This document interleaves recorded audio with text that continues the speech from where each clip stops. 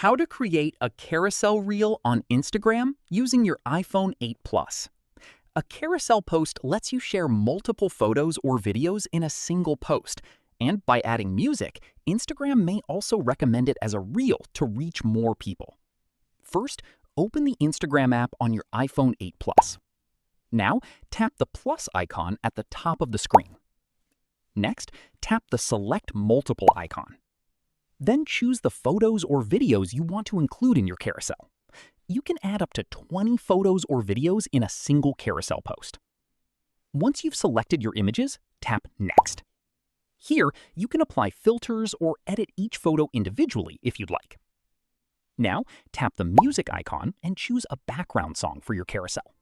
Adding music makes your post more engaging and may increase the chances of Instagram recommending it to more users.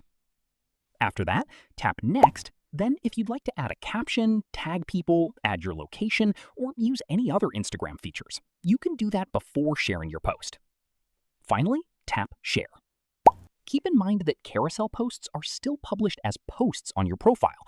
However, Instagram may also display them as recommended reels if your content is engaging and aligns with current trends.